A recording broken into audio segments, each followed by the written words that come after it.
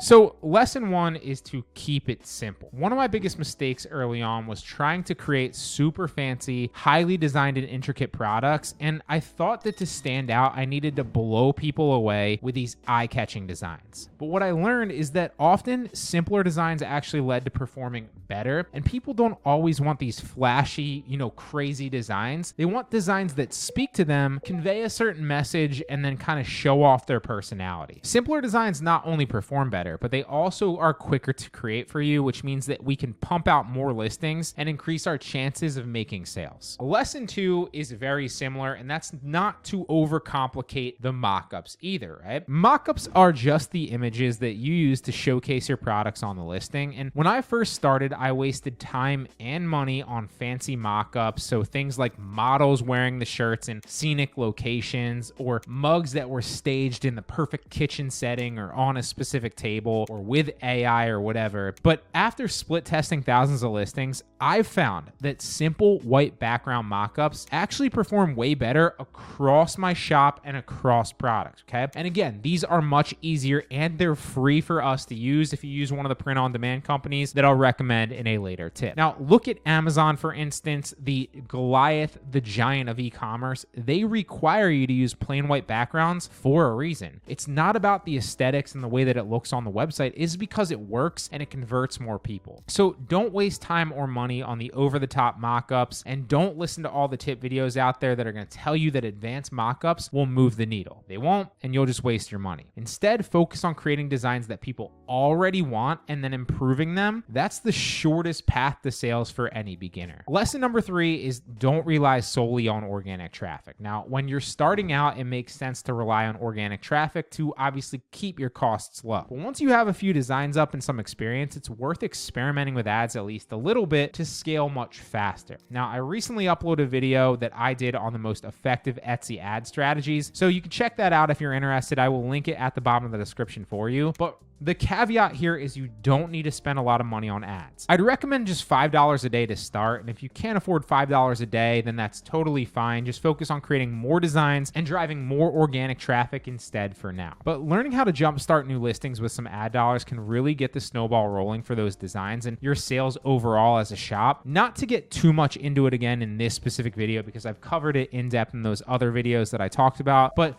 the biggest factor that goes into Etsy search rankings is sales, right? It's not title or description SEO. It's not price. It's what's actually selling right now on the platform. Those other things, they matter, of course, right? And they do factor into specific rankings on the actual page when people are searching. But Etsy's a business at the end of the day, and they want to suggest products that are proven to convert people, which is why some ad dollars in the beginning can shortcut your way to the top of search rankings for your products. Now, as we know, the pictures on the listing are the most important part of it, right? They're the customer's first impression of your product. If you have poor images, well, you can have a great product and still you'll struggle to sell it. But if you have great images, for example, then there's a high chance to sell it and a high conversion rate. And AIarty.com is the ultimate tool for anybody looking to elevate their photos and make them better. It's going to allow you to enhance and upscale your images to jaw-dropping 4K, 8K, and even 32K resolution. And that is huge when you're putting print images on products like we are for this print-on-demand business or just Etsy in general, because low-resolution images are going to come out looking poor and they're going to lead to unhappy customers wanting to return your product or giving you bad reviews. While high-resolution images can make for a finished product that looks incredible, lead to happy customers, great reviews, and obviously that's a snowball that will lead to future sales and more money in your pocket. But that's not all. Their AI-powered tools can also remove unwanted background images, which is another hack in the print-on-demand space. It can fix AI artifacts. It can sharpen details with AI, making it ideal for anybody doing e-commerce where your images are the biggest factor that sells your product. By optimizing your product photos, you'll see a boost in engagement, you'll see higher click-through rates, and overall, you'll see an increased and perceived value from the customer, which will again put more money in your pocket. Plus, AIarty's upcoming image matting feature is a game changer too, because soon you'll be able to extract objects from any image to create a transparent background or change a specific image to your liking, right? To adjust it or make it better. That is perfect perfect for printing pretty much anything on t-shirts, posters, any marketing material, you name it, all without the need to spend thousands of dollars for an expensive graphic designer like I used to. And the best part is it uses a massive data set of almost 7 million images to ensure that every detail, every color, and every texture looks incredible. And the result is going to be lifelike images with stunning clarity and stunning depth that will make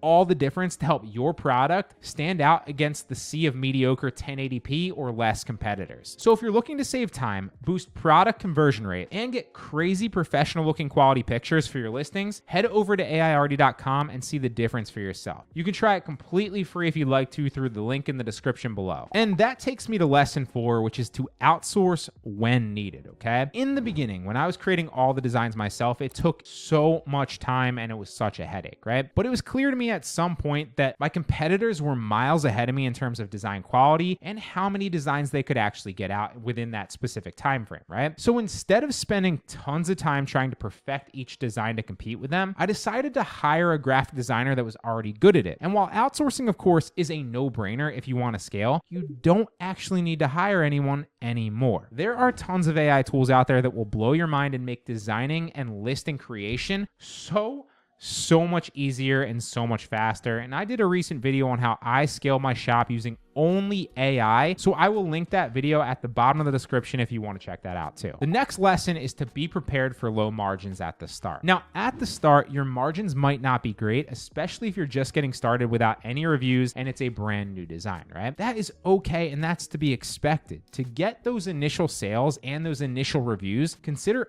underpricing your products, and you may not make much profit at the start of those listings, but you will build up sales history and rankings, which allow you to charge higher prices later on. Now, the only caveat to that is if you're running ads, this doesn't matter as much. It does still matter, but this is specifically for just ranking organically if you're not running ads. Now, as your listing gains traction and gets reviews, you can obviously raise your price higher. This way, newer sellers won't be able to compete with your established listings, and you'll still be able to make good money. The advantage comes obviously with more sales on the platform, which is eventually how you can charge more and still rank higher. Lesson 6 is to automate with a print-on-demand company. So connecting my Etsy shop with a print-on-demand company was a game changer. It is a no-brainer, and it is necessary in my opinion. There are a ton of good ones out there like Printful, Gelato, and Printify to name a few. And once you upload a design, they can handle pretty much everything else from the printing, the shipping, and even adding tracking numbers into your order automatically for you. You literally don't have to lift a finger after the initial setup of your design. Now, regardless of which one you choose, you should choose one. Otherwise, you'll spend all your time in your business printing products, fulfilling orders, inputting tracking numbers, and all the other tedious stuff that can be automated for a small portion of your profit with one of these companies, right? And these companies only take a small fee after they print and ship the products out for you. So it's not like it costs you anything up front or comes with any specific risk. It is all upside, and they handle everything for you so you can focus on what actually moves the sales needle in your business, which is more product research, better designs, and more designs overall. Finally, lesson 7 is to focus on higher priced products, all right? If you want to make decent profit, you should focus on higher ticket items. So for example, selling AI art is something that's trendy and, was trendy over the past year or so, but it's priced so low often that your profit margin is going to be tiny as well. On the other hand, if you sell something more expensive, like a sweatshirt, for example, that's $50 and your margin is $30, well, that means you're making an easy $15 profit every single sale. It's much easier to scale your profit when each sale brings in a decent amount and you have to do less work for more money.